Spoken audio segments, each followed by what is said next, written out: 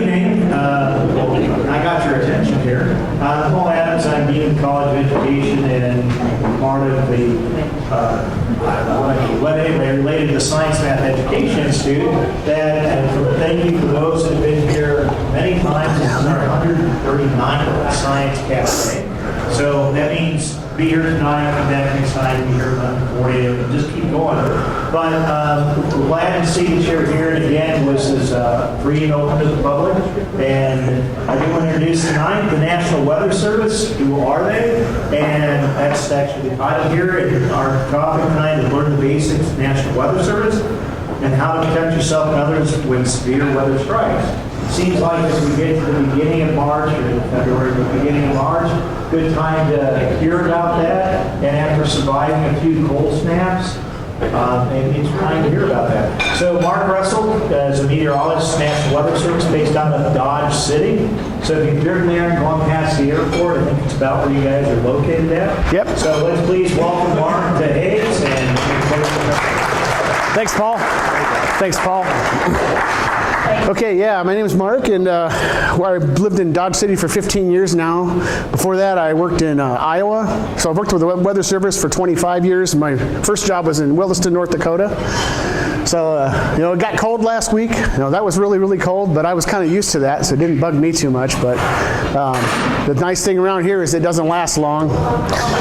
But our office is at the airport here. I got a presentation, it's probably about 30 slides, and I'll go through that. And then I've got some radar stuff I might show you, some satellite stuff, a little bit more interesting than just the basic, where to go, where to hide and stuff from severe weather. So I'm going to start on right through here. That's our office on the left. The radar right behind it. You can see if you drive in on the bypass on Dodge City, you'll see that. If you go out on the interstate towards Goodland, there's an office in Goodland, and you'll see that right off the interstate to the north. So there's a few of them in Kansas. The map on the right shows all the offices in the National Weather Service that are based on a radar.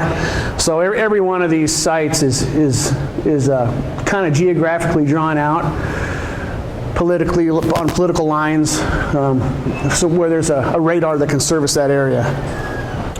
Some of them have more than one too, because there's some military bases also have the 88D radar. We've got two in our area there's one in Vance, Oklahoma, right southwest east of Dodge City. So we're a U.S. Department of Commerce. That's right under the executive branch. NOAA is our parent bureau, I would say. So the Weather Service is within NOAA. And so there's 122 of these offices. Dodge City being just one of them in Kansas. We have four in Kansas plus Hastings, Nebraska covers north central Kansas. With 16 full-time meteorologists. Actually, there's about 10 of us that are meteorologists. The other ones are different. They're electronic technicians that work on the radar. They go out to the airports and they fix the visibility sensors and the wind sensors and all that kind of stuff. So that's what the other folks are. Here's our mission statement. The National Weather Service is a federal agency that is part of the Department of Commerce. Our mission is the National Weather Service provides weather, hydraulic, and climate forecasts and warnings for the United States and its territories, adjacent waters, and ocean areas for the protection of life and property and the enhancement of the national economy. The National Weather Service data and products form a national information database and infrastructure which can be used for other governmental agencies, the private sector, the public, and the global community. So basically we exist so that there's not chaos of anybody just getting weather data. There's got to be an official voice for the climate information, the records that we keep, and the warnings that go out. So that's why we're charged with that by Congress to do that. This here is a map of each of the billion-dollar-plus disasters that happened in the last calendar year. You see a lot of these are tornado events across the midsection of the country. There was a winter storm out in Oregon on the west coast Yeah, these are just these are episodes that the cost went way over $1 billion. So this doesn't count all the little events, like one day when we have hail and damaging winds here in western Kansas, or a flood or a snowstorm or ice storm that doesn't quite meet that criteria. Maybe it only costs a couple of $1 million of damage, and maybe it doesn't cost any. Maybe the tornado goes between places and doesn't hit anybody. But these big cost events are looked at closely, and that's why we exist to keep a record of the data and send it forward so that insurance companies can have it and FEMA can help recover. That's our county warning area here. So you can see there where Hayes is, Ellis County in the far top right. So we go all the way to the Colorado line and to the Oklahoma line, basically over to Scott City. Oh, I already mentioned our staffing here. We have a meteorologist in charge and 3 managers, a warning coordination meteorologist and a science officer. An operations program leader, that person is kind of in charge of taking the highs and the lows and the different hydrometeorological data and keeping a record of that. We don't have a hydrologist right now. We used to. We have like a hydrologist that covers more than one office because we don't have a lot of rivers out here in the west part of the state. But we have 12 meteorologists, 6 leads. Basically, that's your shift leader. And then 6 meteorologists. I'm one of those. That's what I am. And electronic technician, and IT, and an ASA, an assistant. Again, we're responsible for public forecasts, watches, and warnings. Fire weather. Fire weather's a big one when it gets dry out here. That's a big part of our program here. We do aviation forecasts. We do, if you ever heard of a TAF, a terminal air dome forecast, it's a coded forecast that pilots will look at to see what the ceilings are going to be and the visibility is going to be over the next 24 hours, but more so over the first 6 hours where they're going to fly somewhere. And they use those for planning purposes. Hydrology, we do have some flooding. We have the Big Creek runs up through here. We have Walnut River and the Nishnabotna River. And then there's the Ninneskah River over in Pratt. So we have quite a few rivers where we do have flooding every year. Not every year, but we will have it. We do keep climate records. And then the science and outreach, this is part of what we're doing right now. So what tools do we have? Again, there's our radar. We have the radar, it's an 88D, that stands for 1988. That's when the whole program was put in. Before that, the radar didn't have as much technology, didn't have the Doppler part. It was basically a gray scale looking thing. You had to use a pencil and draw on that and then just keep track as the storm went by and then make a drawing. It was very archaic. And then they had the 88D, which came along, and that changed a lot of it because they started to store the data on the computers. We have high-speed computers. A lot of computing gets done in our office. We have a whole room. It's about half the size of this room with just big mainframes, just big, large computers that do a lot of data crunching of the information here. For instance, our radar will take data in from the environment, and then it booms it out to the satellite dishes for the world to get, and it comes into our office where it gets post-processed so that we see it like it looks on these screens here. And that actually happens right at our office, that data processing. Of course, I talked a little bit about satellites already. And then we have a weather balloon that we do twice a day. The weather balloon goes up in the morning, about 6 in the morning, and then at night, about 6 at night. And we fill it with hydrogen, and we put a little radio sonde.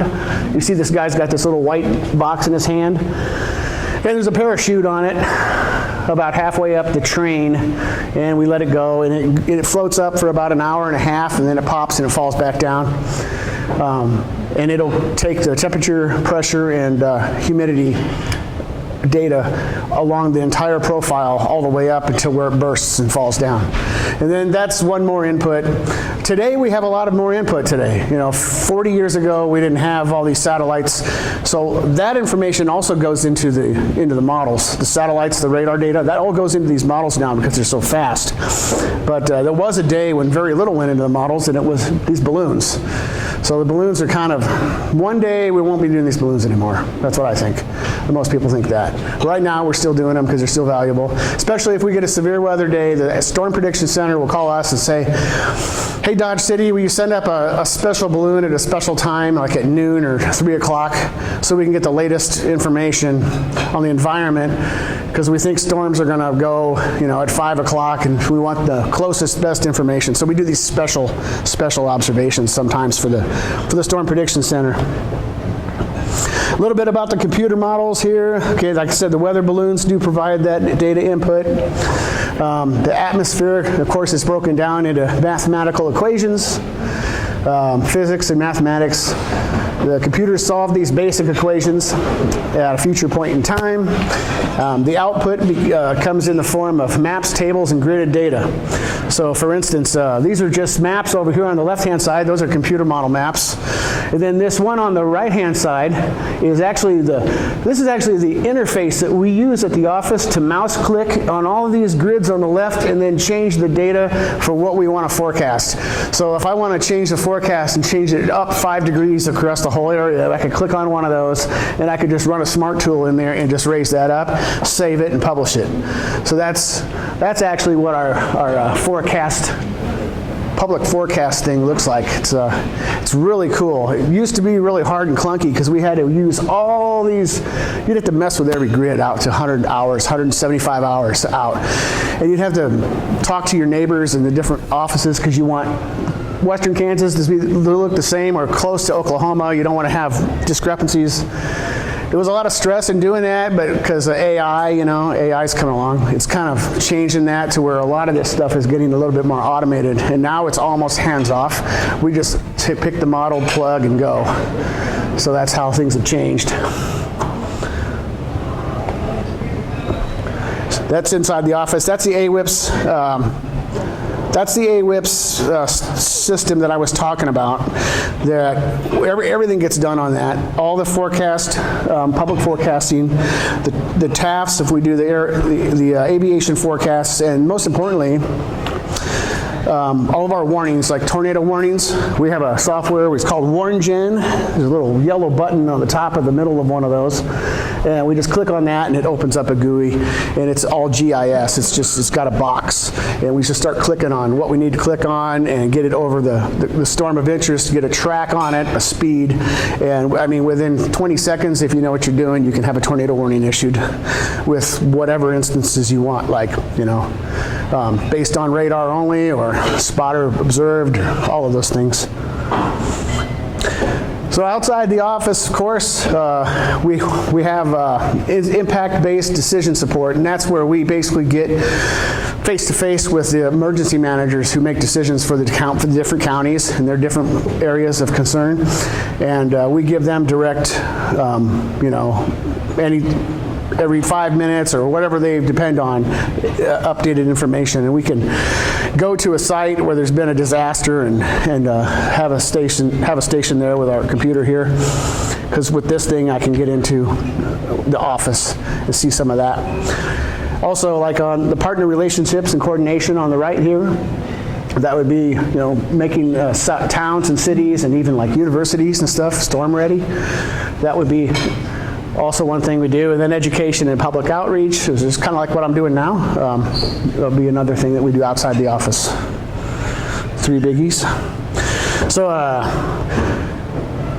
our WCM put this together, our warning coordination meteorologist, and she went to one of these schools. She went to Virginia Tech. She made this particular set of slides up. So this is kind of East Coast centric, I think. But basically, if you want to go to school for meteorology and you want to learn that, you have math, calculus, physics, chemistry. Those are going to be the biggies, because then once you get into meteorology, there's a course called atmospheric physics. So it's, you got KU has, about every state has a public university that has some kind of meteorology program. We have KU has it here. I went to Iowa State, so they're everywhere. I don't even see Nebraska on there. I'm sure Nebraska has one. Nebraska has a good one. But yeah, it's a lot of math and physics and English too, because you got to write the forecasts. So the careers are a lot more wide than just like the government or the weather service. There's a lot of meteorologists that end up being able to work for like transportation companies like FedEx and UPS and stuff. They have some of their own forecasting going on because they want to integrate it into their businesses. Education, government, that'd be the weather service there. And speaking of the weather service, there's a lot more than just our offices like this, because there's the Storm Prediction Center, there's the Water Prediction Center, the National Water Center. There's a National Hurricane Center, and there's the Weather Prediction Center. So these are all kind of like above us. We kind of work below them, not really below them, but in tandem. They have a function and we have a function. We have a more local function than they have. They have a more large scale decision tree. And there's broadcast meteorology up in the left. And if you want to get a meteorology degree and be a lawyer, there's forensic meteorology. And that would not be my thing, but that really does exist. Yeah, if you're looking to get into it, things that you want to do is shadow people that are in it if you can, show willingness and eagerness to get experience in it, get research projects, go to some of those conferences and try to give speeches or things like that. Volunteer. That's how I got in. I got in by volunteering at the Weather Service in Des Moines. And you got to do it for yourself. You got to kind of knock on the door and you make some phone calls. So here is our climate. So you can see this is the number of wind gusts over 70 miles an hour, the number of days.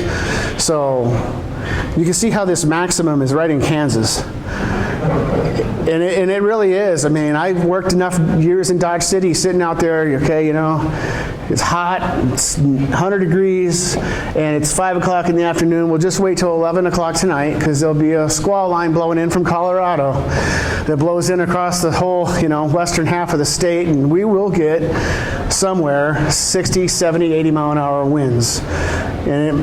So one of these ASOSs or AWOSs will pick that up. And what's really neat about this, I don't have a loop, but there's a loop for this. This is the whole year composite. If I ran this back and ran it forward, it's really neat to see the loop kind of die off, because it really does. It dies right off over south central Kansas, the Oklahoma line. And that is like almost like Halloween when it's still there. This is the hail. And the hail has a little different pattern, but again, it's all the high plains, Nebraska all the way through us into North Texas. That's the dry line. The dry line kind of sits up there, so we get a lot of dry line storms that produce the biggest hail. And tornado days is a little bit more different.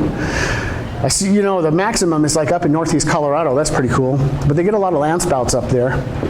And then, of course, down in the southern Mississippi. But it's a much more broad area for the number of tornado days in our country. There's a list of counties, total tornadoes per county over about, 60, 75 years, 70 years or so. And it's pretty apparent some of these counties are kind of rural and no one could report it. As you can see, some of them are white and some are red. And the red seem to be in more populated areas, like Ford County there. Okay, so does everybody know the difference in a watch and a warning? Does everybody know? Raise your hand if you know. Everybody?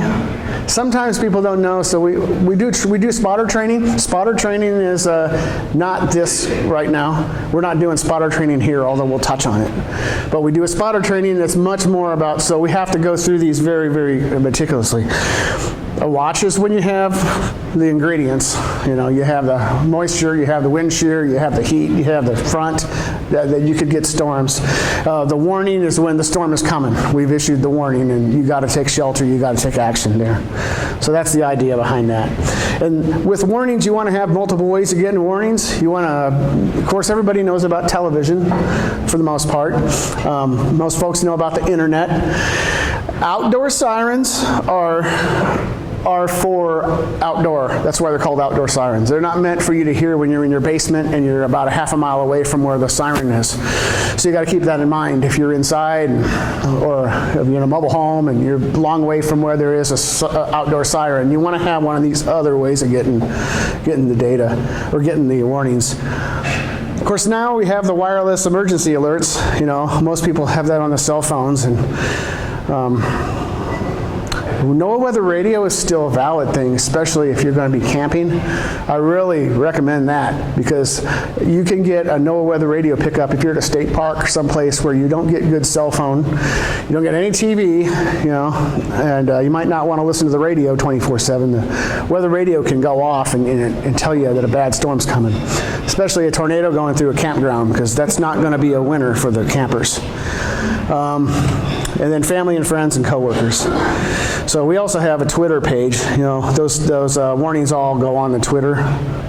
That when we issue them, they also come across our Twitter page.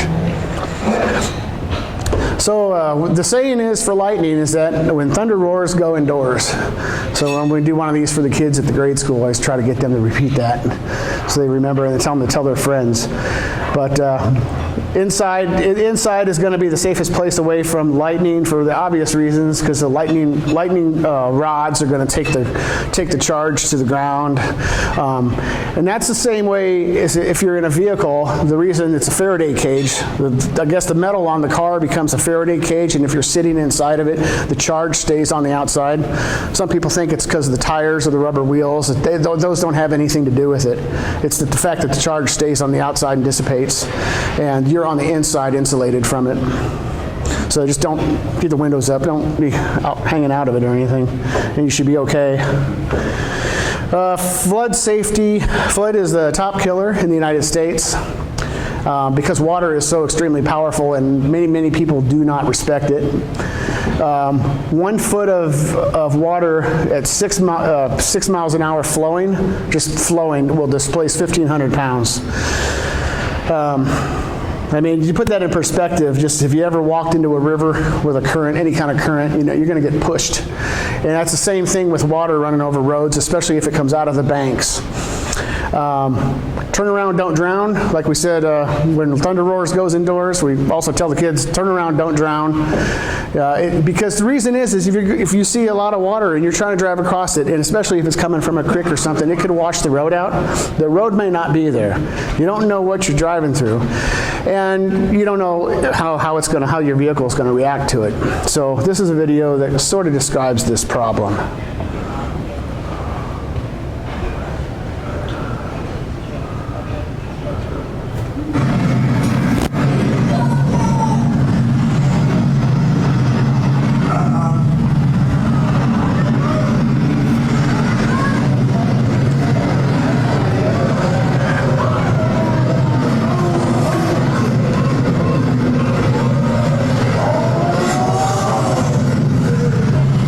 So in this case, the vehicle wasn't getting pushed by the water, but the road had already got pushed away by the water.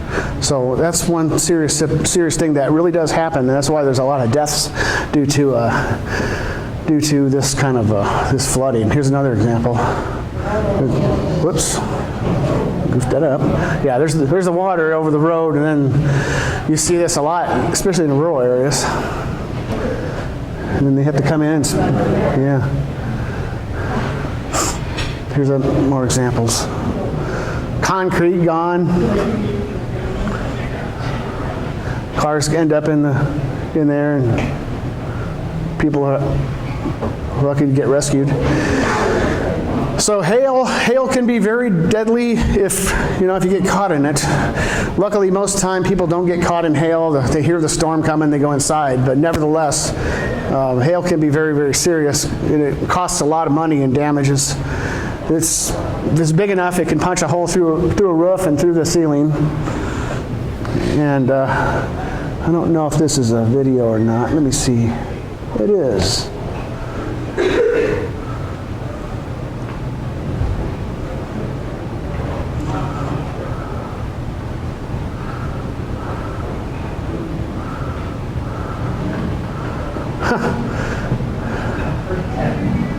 There's a wall cloud there. I don't know if anybody saw that.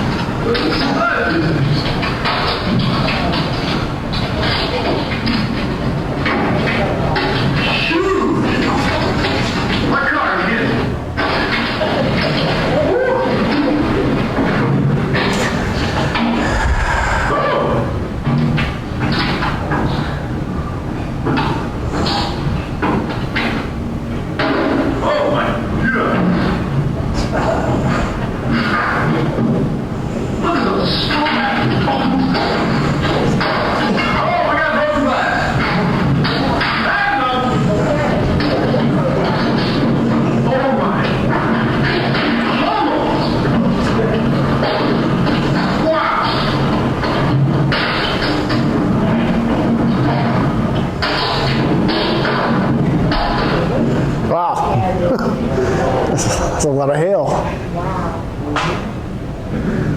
don't know how much. Oh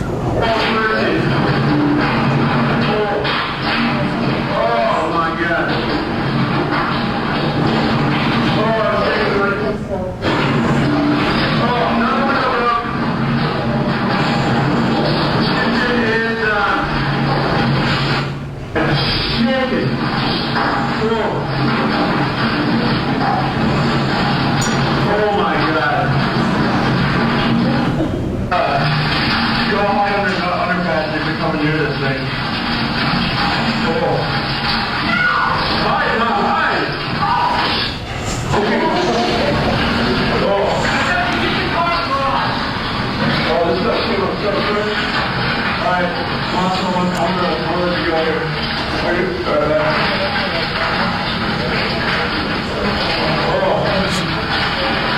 So it looks like the window, some of the windows must have gave there, huh?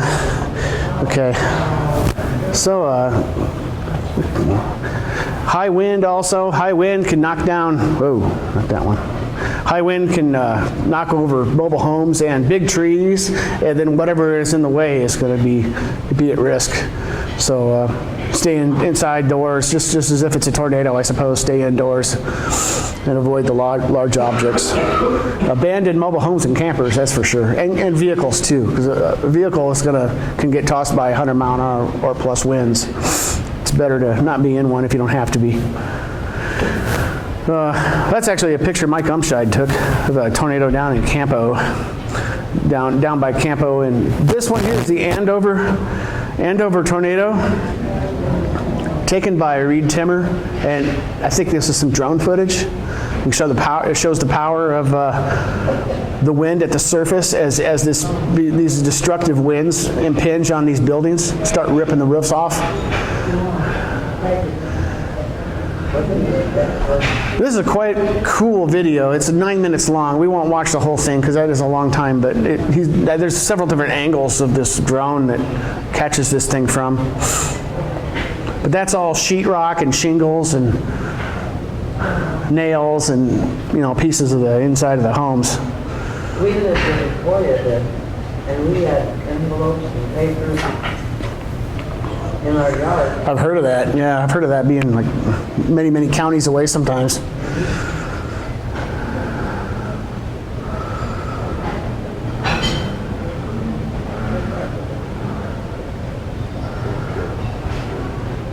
The good news is that tornado forecasting, tornado warnings are getting better and better right now. There's a lot of stuff in dual pole radar that we're using that we never used before so that we can limit false alarms. I might be able to show you something on that once I get to the end of these slides because I have a radar with some radar data. But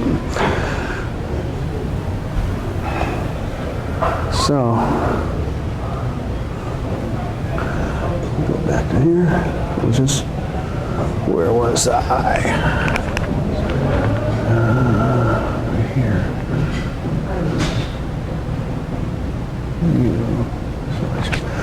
So with respect to tornadoes and being out on the road, what do you want to do if you're driving and you see one? Well, they used to say get in a ditch, and I'm not going to say you can't do that. That's an option. I mean, it's better than sitting in a car if one's coming right at you, but driving away at right angles, I think is what the Red Cross started telling people. Drive away and at right angles if it's coming at you. This map here shows a few things, what to do and what not to do. So get off the roads, the best option if you can. Drive to designated shelter if it's possible. Or get inside a building if it's possible. What not to do, there's a few things what not to do. Don't seek refuge in the vehicle because the vehicle can be flipped, especially outside or under an overpass. The reason they say don't go under an overpass, it might save you from hailstones, but it doesn't help you from the wind, and it actually increases the wind speed because you got a barrier there, and as it comes in, some of that wind's going to speed up even. So that's a problem, even if you try to climb up. Yeah, so don't, or even under a tree for that matter, because the tree can get knocked over, and that's not good. Most of the deaths, even in just high wind events that I've seen over the years working, when we're doing our storm data, it's from people camping, and it's a tree that comes down on camper or tents or things like that. So the cold is a big deal. Of course, we had the cold this week. Biggest thing, I guess, is to check on the elderly and stuff, because the people that can't are more vulnerable. Basically, anybody who's more vulnerable, you want to check on them. And of course, it's always layers and avoiding the amount of time outside. This is our website, weather.gov. If you go to weather.gov and you use a little mouse and you click on wherever you want to, Southwest Kansas, and you'll get a page like this with all of the information. It's got a city forecast, a weather briefing. I'll actually show you that website here. I'll skip this page. And then there's this thing called CocoRa's. This has nothing to do with us, but we do a pitch for it because it's citizen science, citizen observation. If you get a rain gauge and start keeping rain gauges, rain amounts every day, or even snow and hail, I think is part of the program as well. You can get a board, and if the hail falls on it, you can get a hail size. You can make it yourself, I think, out of styrofoam. And Ellis County has now over 184 reported just in Ellis. yeah, there's a map here, and this next slide has a map. And that might not be all of them then, if that's the case. But anyway, it's one of the ways to report precipitation if you're interested in doing that kind of a thing. So this is the last slide here. It says our Facebook page and our Twitter page is out there, and it's a good way to communicate with us when we're in a severe weather event or a snow event or anything, and you want to send a picture, direct message it, or post it on our page. Sometimes, we'll have already started a thread, and you can communicate with us on there. It's great. It's a great way for us to get observations and information and then send that out on a storm report. It's really super. But anyway, I'm going to pause with that. And like I said, I had a couple other things to show if folks wanted to see that. But I guess we could have a couple questions if that's what you guys want to do. I don't know. Go ahead. When you send up those weather balloons, they have to come down. You don't chase them. You just depend on people that are flying them or bringing them in. For the longest time, they would find those, and there'd be a mail bag in there. Stuff it in the mail bag and send it to us, and it would get to us, and then we would send them to a reconditioning center. But now it's cheaper, better, faster. Throw it away. So no, now we've never gone looking for them, but now we don't even ask for them back. Just throw them away. You mentioned weather spotter training. Yeah. Let me get that right here.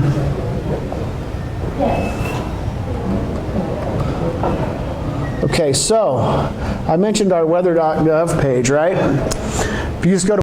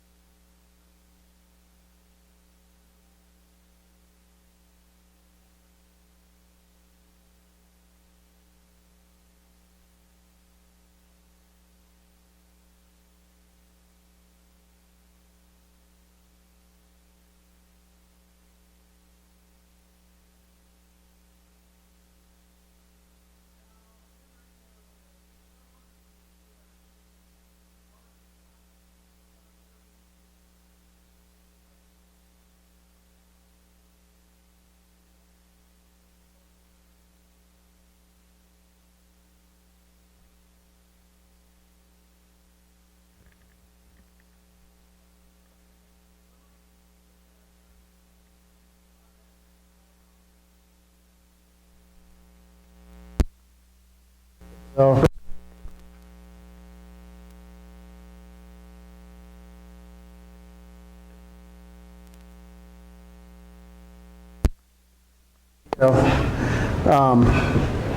component to their severe weather operations. I do. It's just probably more populated areas, but we don't at Dodge City.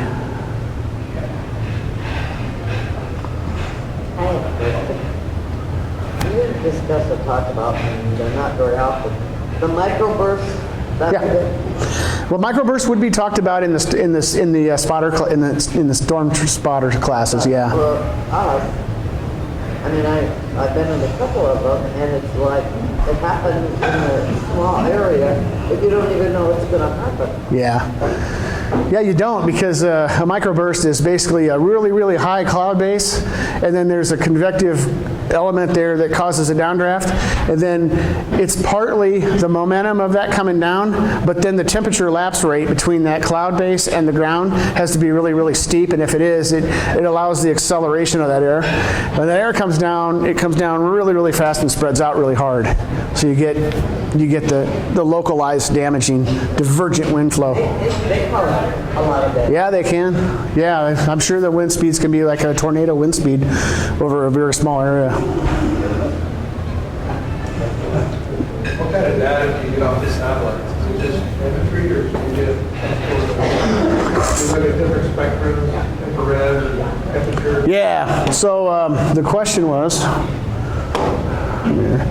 what kind of data we get from the satellites?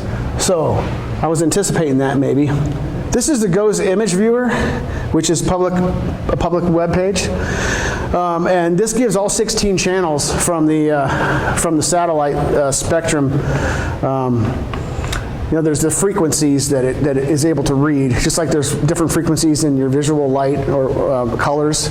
That's the same thing with the GOES. It's being able to pick out all those, and then it's mathematically putting some together, and it's making composites of some using just singularity of others, and then the smart guys, the scientists, smart people, were able to sit down and figure out what does this work best for, and they're able to assign these things for smoke, fog, fire. Like, my favorite one is this one, the nighttime cloud microphysics. I use this one all the time at night, and you can see how the sun's set. Or no, maybe that looks like a bad time. What is that? It's 23:56, 24Z, 24, say the 24th. That's probably right. That looks like a couple hours old. Because we are 7:40 right now, and what is this? This would be 1:40Z, wouldn't it? So this is about, so sometimes this is not it's on the internet, so it might be old. So we don't use this operationally. So in our AWIP systems at the office, it's lightning speed. We get the latest. We never have that problem unless there's some kind of a bigger structural issue with the IT, which there is sometimes. But yeah, this is this nighttime stuff here, because you can really see fog, like up here, up there. That's differences in cloud temperatures and cloud. And usually this thing has a key on it that will help you if you're not. And I don't see that.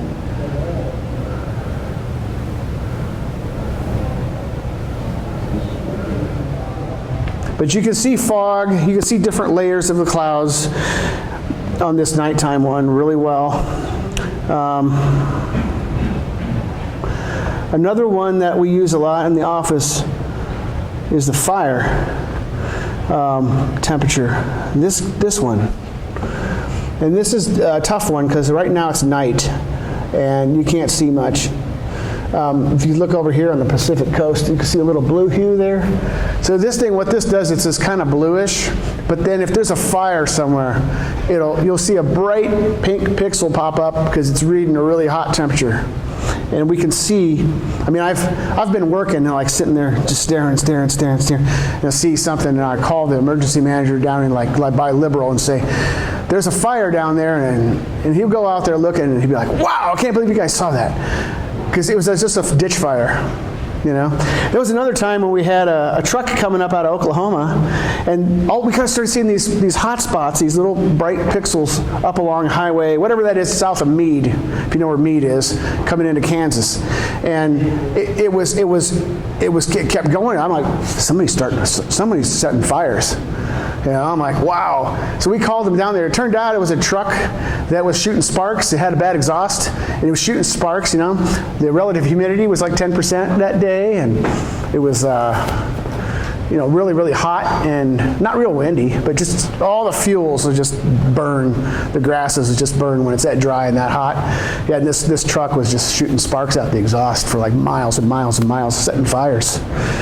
So this is a really cool, the fire temperature one. And then you got the other ones, just different purposes, depending on what a meteorologist likes the most. If we were just looking for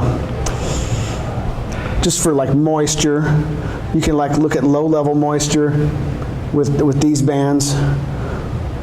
The red being more dry, the whites being more, well, that's where there's lifting clouds.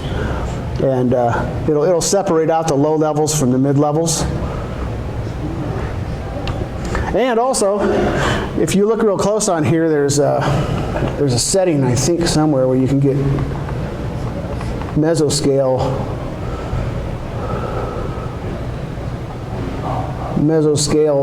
quicker updates. Yeah, this site's pretty cool. Lightning Mapper.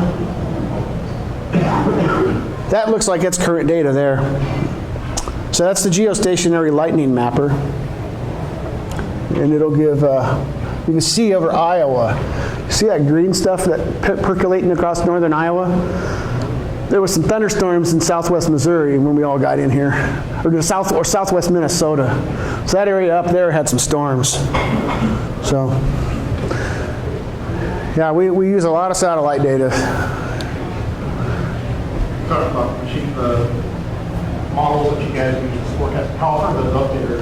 Continuous, every year, every quarter? So you mean the scripts of the models, the way they build them? I don't really know. There's continually scientists working on this stuff. But we have models that are long-range models, and then we have models that are short-range models. There's models now that are like every 15 minutes. If you use the HRR, if you ever look at that, on the HRRR, there's every 15-minute updates. Yes?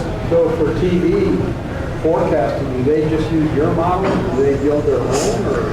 Well, for the most part, I mean, I think most of the models are owned by the National Weather Service. So yeah, everybody's using those.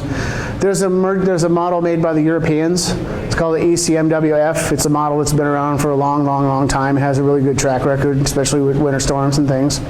There's also a Japanese one I've heard of. It's supposed to be really good, but I don't know if I've never used it. But that's new stuff. Who knows? There might be ones we don't know about yet. Do they develop their own forecast, or is it the National Weather Service? I think it's just like anything else. They probably take it and change. If they don't like something, they adjust it a little bit, or a couple degrees here or there. But for the most part, it's probably the same thing.